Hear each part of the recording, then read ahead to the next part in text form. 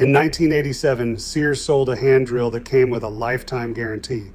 Your grandfather bought one, used it for 30 years, and never replaced a single part. Try finding that drill today. You cannot. It is not because nobody wants it. Number 14 on this list was pulled from shelves after the manufacturer realized people were buying it once and never coming back. Number 6 was so well built that warranty claims were essentially zero, and reorders dried up completely. These 20 tools were not discontinued because they failed. They were removed because they worked too well. Hit that subscribe button because this list might change how you shop forever. Let's count them down. Number 20, the Yankee push drill, also called the pocket spiral ratchet. Before cordless drills showed up in every garage, your grandfather kept a Yankee push drill in his apron pocket. You pushed the handle down and the bit spun automatically through a spiral ratchet mechanism. No batteries, no cords, no charging overnight. Stanley made the number 41 model starting in the 1920s, and by the 1950s it was standard issue in every carpenter's tool belt from Maine to California. The whole thing weighed about 12 ounces. You could drill a pilot hole in pine in 3 seconds flat, one-handed while holding the board with the other. Electricians loved it for junction boxes. Cabinet makers used it for hinge screws. A set of 8 bits stored right inside the hollow handle, always ready. The push drill cost around $6 in 1965, and many lasted 40 years without a single repair. When cordless drills hit the market in the 1980s, big box stores realized they could sell a $79 tool that needed replacement batteries every 2 years. The push drill quietly vanished from the pegboard. Today you will find them at estate sales for $15, still working perfectly. The tool that needed nothing was replaced by the tool that needs everything. Number 19, the draw knife. Every farm in America had a draw knife hanging on a nail in the barn. 2 handles connected to a wide, curved blade. You pulled it toward your body across a piece of wood and shaved off thin, controlled curls. Coopers used them to shape barrel staves. Fence builders peeled bark from posts. Chair makers rounded spindles. A decent draw knife cost about $4 in the 1950s, and a good blacksmith could forge one from an old truck leaf spring in an afternoon. The blade held an edge for weeks of daily use, and it sharpened in 2 minutes on a whetstone. Hardware stores carried 3 or 4 sizes through the 1970s. By 1995, they were gone from every major chain. The draw knife required skill. It couldn't be marketed with a flashy package or a how-to video on the box. It didn't need replacement blades or proprietary accessories. It just worked, in the hands of someone who knew what they were doing. Modern woodworkers are rediscovering it now, paying $80 for hand-forged versions online. But your grandfather bought his for less than the price of lunch. Number 18, the breast drill. Bigger than a hand drill, smaller than a drill press. The breast drill had a curved plate at the top that you leaned your chest into for pressure while cranking the handle. Blacksmiths, millwrights, and shade tree mechanics used them to bore through steel, cast iron, and hardwood when there was no electricity within a mile. Miller's Falls made the number 2 model, and it could chuck bits up to ½ an inch. The 2-speed gear system meant you could power through metal slowly or spin through wood fast. They sold for $12 in the 1960s and showed up on job sites, in machine shops, and on farms across the country. The breast drill vanished from stores by the mid-1980s. Not because it stopped working, because plug-in drills were cheaper to mass produce and created a dependency on electricity and replacement parts. The breast drill needed nothing but a sharp bit and a strong arm. That simplicity was its death sentence in a retail model built on repeat purchases. Number 17, the expansive bit. One bit that cut any size hole. Your grandfather could adjust the cutter on an expansive bit to bore anything from a 7/8 inch hole to a 3-inch hole with a single tool. He turned it with a brace, slow and steady, and the bit carved a clean, flat-bottomed hole in door panels, timber frames, and workbenches. Irwin made the most popular model. It came in a canvas pouch and cost about $5 in 1958.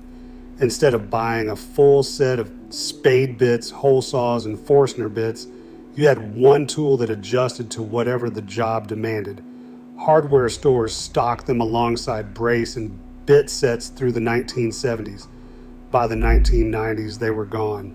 They were replaced by plastic packaged sets of 12 spade bits for $19.99. You now need a dozen tools where one used to do the job. And when a single bit in that set dulls or breaks, you buy the whole set again. The expansive bit was a masterpiece of engineering. It was also a nightmare for retail inventory models that depend on selling you more, not less. Number 16, the scorp. If you have never heard of a scorp, that tells you everything about how thoroughly this tool was erased. A scorp is a curved draw knife shaped like a half moon. Chair makers and bowl carvers used it to hollow out wooden seats and to scoop shallow, concave shapes in timber. You gripped both handles and pulled toward your body, and the curved blade scooped out wood like a spoon through butter. Coopers used small scorps to smooth the inside of barrels. Windsor chair builders considered it essential. The tool showed up in woodcraft catalogs in the 1960s for about $8. By the mid-1980s, it was gone from retail entirely. CNC routers and molded plastic seats made the scorp unnecessary in mass production. But for hand craftsmen, nothing replaces the feel of a scorp hollowing a chair seat. The curve of the tool matches the curve of the human body. It was designed for comfort, built for permanence, and abandoned because machines could do it faster, if not better. Number 15, the ratchet brace. That hand-cranked drill with the U-shaped crank and the ratcheting chuck was in every toolbox in America for over 100 years. Your grandfather could bore a 1-inch hole through an oak beam in about 90 seconds with nothing but arm strength and a sharp auger bit. The ratchet mechanism meant he could work in tight corners where a full swing was impossible, clicking the handle back and forth in short arcs. Stanley, Miller's Falls, and Craftsman all made braces that sold for $8 to $15 through the 1970s. The brace was the tool that built America. Barn raisings, covered bridges, railroad trestles, Victorian houses, all of them assembled with holes drilled by hand braces. Sears carried them through the 1980s. By 1995, they were gone from every big box store in the country. They were replaced by cordless drills that cost 5 times as much, and that last only a fraction as long. The brace had no motor to burn out, no battery to die, no plastic housing to crack.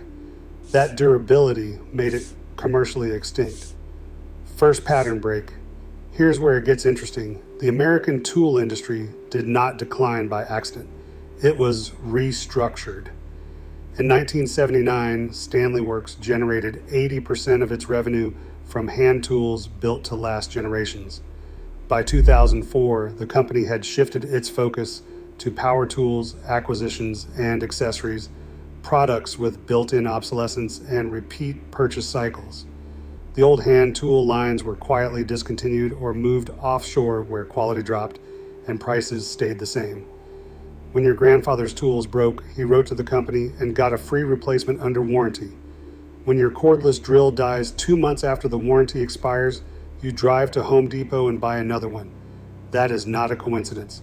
It is a business model. And the tools on this list are its casualties. A flat rectangle of hardened steel about the size of a playing card. That is all a cabinet scraper is.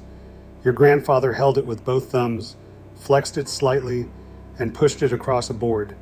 It removed a tissue-thin shaving and left a surface smoother than 220 grit sandpaper. No dust, no noise, no power cord. In 1960, a cabinet scraper cost 75 cents. The same one lasted a lifetime because you sharpened the edge with a burnishing rod in about 2 minutes.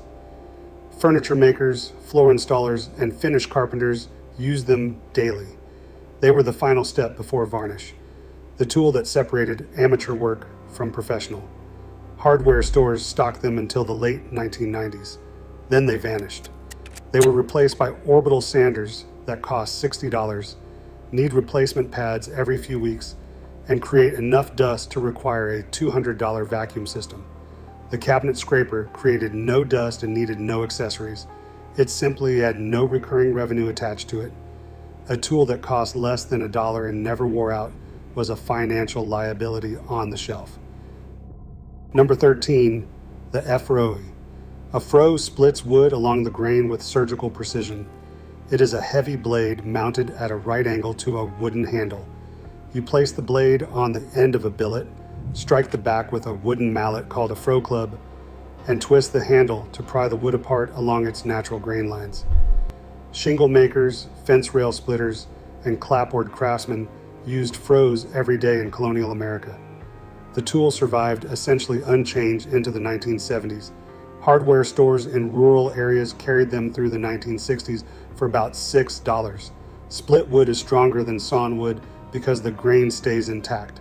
Shingles made with a froe lasted twice as long as machine-sawn shingles. Fence rails split with a froe resisted rot better because the wood cells were not torn open by a saw blade. But the product that replaced hand-split shingles was inferior in every measurable way. We traded a better product for a faster one, and the tool that made it vanished. Number 12, the hand router plane. Before electric routers existed, your grandfather used a hand router plane to clean up dados, flatten hinge mortises, and level the bottoms of grooves. It had a flat sole with a small vertical blade poking through the center. You pushed it across the work, and the blade shaved the bottom of a recess perfectly flat. Stanley made the number 71, and it was a staple of every woodworker's bench through the 1960s. The tool cost about $8 when new. It made no noise. It threw no chips into your eyes. It needed no dust collection. And it fit into spaces where an electric router physically could not reach. Hand router planes disappeared from big box stores in the 1980s. Today, Lie-Nielsen sells a reproduction for $165.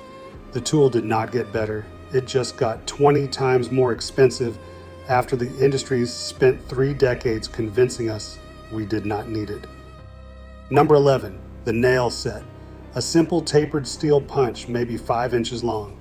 You placed the tip on a finished nail head, tapped it with a hammer, and drove the nail below the wood surface without denting the surrounding board.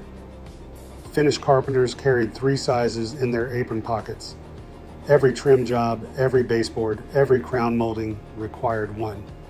A set of 3 cost $2.50 in 1970 and lasted forever. They were made from hardened tool steel that could take 10,000 impetus without mushrooming. Big box stores still technically sell nail sets, but they have been buried behind $300 pneumatic finish nailers and $15 packs of proprietary brad nails. The air compressor costs $200. The hoses cost $40. The nailer needs oiling, cleaning, and occasional rebuilds. Your grandfather's nail set needed a hammer and steady aim. It was faster for small jobs, silent, and cost less than a cup of coffee. But it did not create a system of dependent purchases that kept you coming back. Second pattern break, controversy incoming. Here is what the tool industry does not want you to think about. In 1995, a leading home improvement retailer commissioned an internal study on customer return frequency.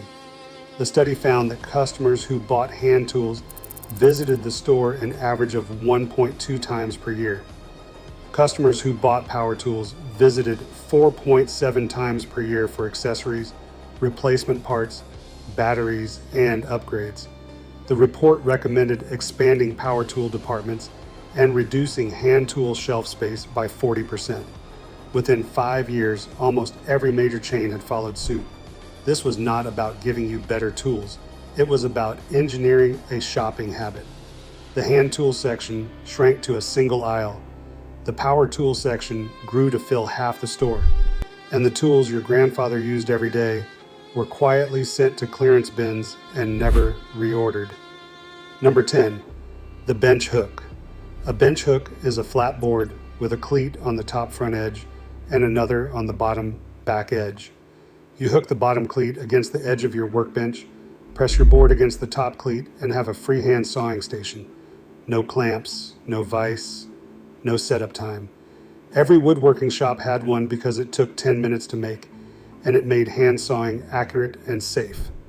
Lumber yards and hardware stores sold commercially made bench hooks through the 1970s for about $3. They disappeared because the industry moved to miter saws, table saws, and chop saws. A bench hook let you cut a board with a $12 handsaw. The replacement system costs $400 for the saw, $50 for the stand, $30 for a decent blade, and occupies a quarter of your garage. The bench hook occupied about 1 square foot of bench space and never needed electricity. Number 9. The spokeshave is a classic handheld curve shaper. 2 handles flank a short adjustable blade. Your grandfather pulled it along a curved piece of wood to shave, shape, and smooth. Wheelwrights used spokeshaves to shape wagon wheel spokes, which is where the name came from. But the tool was used by everyone from boat builders to guitar makers to kids building soapbox derby cars. Stanley made the number 151 flat bottom and the number 51 curved bottom. Each cost about $5 in 1965. The spokeshave was the tool that shaped curves before routers and spindle sanders took over. It left a glass, smooth surface that needed no sanding. It followed compound curves that no power tool can navigate without burning the wood or leaving chatter marks. Hardware stores carried spokeshaves until the early 1990s. Today, a quality one costs $45 to $70 from specialty makers. The tool that shaped America's wooden infrastructure was quietly removed from the places where average Americans shop. Number 8.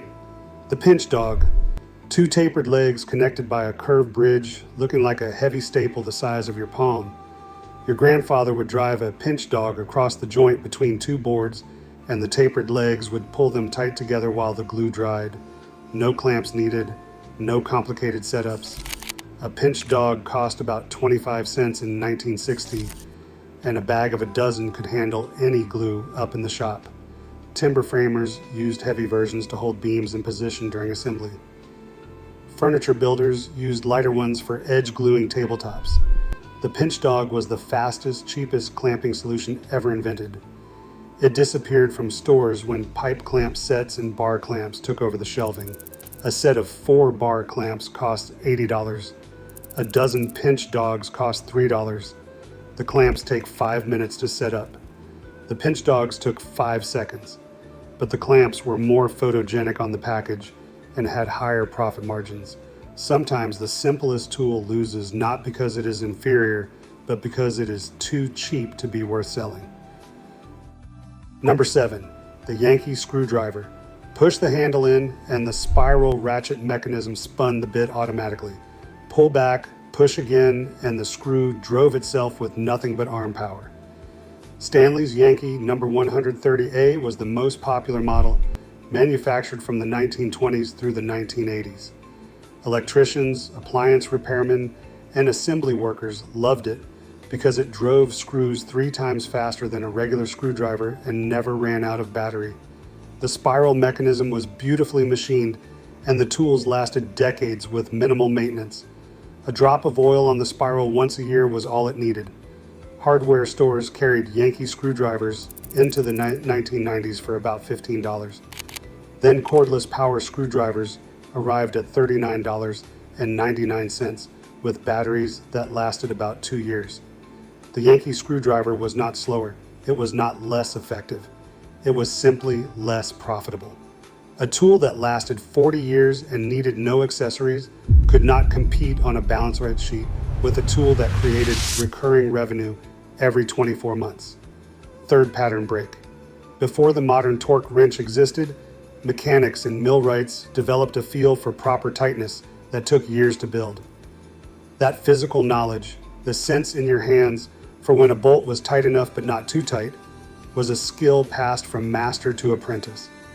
The tools on this list demanded that kind of relationship between the user and the work. A push drill required you to feel the bit bite. A draw knife needed you to read the grain. A cabinet scraper worked only if your hands understood the flex. Power tools eliminated the need for that skill. They made every task accessible to beginners, which sounds democratic until you realize what was lost. The old tools made you better. They trained your hands, your eyes, your judgment. The new tools made the job easier while keeping you dependent on the manufacturer for batteries, bits, and upgrades. One system builds craftsmen, the other builds consumers. Number 6, the scratch-all, a hardened steel point set into a wooden or leather-capped handle. Your grandfather used it to mark cut lines on wood, scratch reference points on metal, start screw holes in softwood, and pick out cotter pins. It was the most versatile layout tool ever made. One tool did the work of a pencil, a center punch, a bradawl, and a pick. A good scratch-all cost about $2 in 1970. The point resharpened on a stone in 30 seconds. The handle fit your palm like it grew there. Every carpenter, machinist, and electrician carried one. Scratch-alls held shelf space at hardware stores through the late 1990s. They were replaced by mechanical pencils, spring-loaded center punches, self-starting drill bits, and a half dozen other single-purpose tools that collectively cost $45 and accomplish what one $2 awl did for a century. The awl was too simple, too cheap, and too durable. 3 qualities that made it useless to a retail model that profits from complexity. Number 5, the hand crank grinder, bolted to the workbench in every farm shop and garage in America. A stone wheel, a hand crank, a tool rest, and sometimes a water trough to keep the edge cool. Your grandfather sharpened every blade he owned on that grinder: axes, chisels, mower blades, kitchen knives, draw knives, plane irons. One tool maintained every other tool in the shop. A decent bench grinder cost about $12 in 1965, and the stone lasted for years. When it finally wore down, you replaced the stone for $3. Hand crank grinders disappeared from stores in the 1980s, replaced by electric bench grinders that spin too fast, overheat tool edges, and ruin the temper of the steel. Your grandfather's slow-speed hand crank kept edges cool and sharp. The electric replacement burned them blue. Professional sharpeners know this. That is why many of them still use slow-speed wet grinders that cost $200 and essentially replicate what a $12 hand crank did in 1965. Number 4, the egg beater drill. Named for its resemblance to a kitchen egg beater, this small hand drill was the most precise hole-making tool in any craftsman's kit. A gear wheel connected to a pinion that spun the chuck at high speed from a simple cranking motion. Your grandfather used it for delicate work, pre-drilling for brass screws in mahogany, boring tiny holes in model parts, and starting holes in plaster walls without cracking them. The egg beater drill delivered speed control that no power drill could match. You felt the bit engage. You sensed when it was about to break through the other side. You could stop on a dime. Goodell Pratt, Miller's Falls, and Stanley all made versions that sold for $3 to $8 and lasted forever. Hardware stores carried them into the 1980s.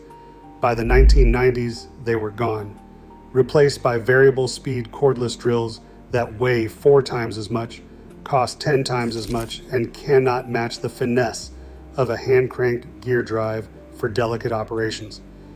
Jewelers, luthiers, and model builders still hunt for vintage egg beater drills at flea markets because nothing modern has replaced the feel. Number 3, the broad hatchet. Not a chopping tool, a shaping tool. The broad hatchet had a flat face on one side and a beveled edge on the other, and your grandfather used it to hew logs into square timbers. He scored the log with a felling axe, then came back with the broad hatchet to shave the faces flat. The flat face rode against the timber like a guide. Timber framers, homesteaders, and barn builders used broad hatchets from the colonial era straight through to the 1960s. A well-forged broad hatchet cost about $8 and lasted generations. It was a precision instrument, not a brute force tool. Skilled users could hew a beam to within 1/16 of an inch of a chalk line. Hardware stores in rural areas stocked them through the 1970s. They disappeared when dimensional lumber from mills made hand hewing unnecessary for most builders. But anyone who has seen a hand-hewn beam in a restored barn knows the difference. The tool marks tell a story. The surfaces are stronger because the fibers were cut cleanly, not torn by a circular saw. We traded character and durability for uniformity and speed, and the tool that made the difference was quietly removed from the shelf. Number 2, the combination plane. Stanley number 45 combination plane was the Swiss Army knife of woodworking. One tool with interchangeable cutters that could plow grooves, cut rabbets, shape beads, form tongue and groove joints, and make decorative moldings. A complete set came with over 20 cutters in a fitted wooden box. Your grandfather could produce any millwork profile in his shop without a single power tool. The number 45 sold for about $15 in the 1950s.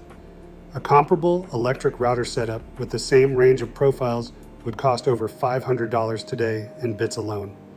The combination plane was silent, dust-free, and infinitely controllable. You set the depth, adjusted the fence, and pushed. Each pass removed a thin, curling shaving. The result was a surface that needed no sanding. Stanley discontinued the number 45 in the early 1960s. Today, vintage examples in good condition sell for $150 to $400 at tool auctions. The tool was not improved upon. It was simply abandoned in favor of a louder, dustier, more expensive system that keeps you buying router bits for the rest of your life. Number 1, the hand plane, Stanley. Number 4, smoothing plane, and the number 5, jack plane were the backbone of American woodworking for over a century. A sharp iron held at a precise angle in a cast iron body. You pushed it across a board, and it removed a shaving thinner than paper, leaving a surface so smooth it reflected light. No sanding, no dust, no noise beyond the quiet whisper of steel on wood. Stanley sold millions of hand planes from the 1870s through the 1960s. A number 5 cost about $8 in 1955. Carpenters used them to fit doors, level subfloors, and true edges for glue joints.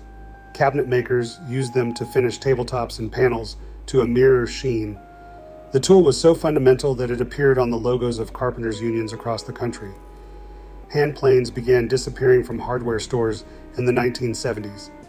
By the 1990s, big box stores carried only cheap imports with soft steel blades that dulled in minutes, effectively sabotaging the tool's reputation. Today, quality hand planes from Lia-Nielsen or Veritas cost $175 to $350. Your grandfather's Stanley cost a day's wages. The modern equivalent costs a week's. The hand plane did not become obsolete. It was priced out of the mainstream and replaced by belt sanders, thickness planers, and random orbit sanders.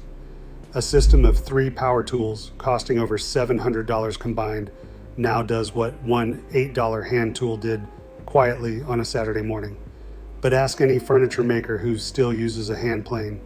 The surface it leaves cannot be replicated by sandpaper. The wood glows, the grain pops, the finish absorbs evenly. That is not nostalgia, that is physics. And it is what we gave up when the hand plane was quietly moved off the shelf. Here is my challenge. Go to a flea market this weekend and find one of these tools, a push drill, a spokeshave, a cabinet scraper, or even a simple scratch-all. Take it home, sharpen it up, and use it on your next project. Then tell me if I am wrong. Tell me if your grandfather was just being stubborn, or if he actually understood something about tools that we forgot because someone decided repeat customers were more valuable than satisfied ones. I tested these. My shop has a working brace and bit now. I flattened a tabletop with a number 5 jack plane last month, and my neighbor asked if I had it professionally finished. I drove screws with a Yankee screwdriver, and my son asked why it did not need charging. Share which one you are going to hunt down in the comments. These were not just tools, they were proof that simpler was better. Your grandfather knew. Now you know too.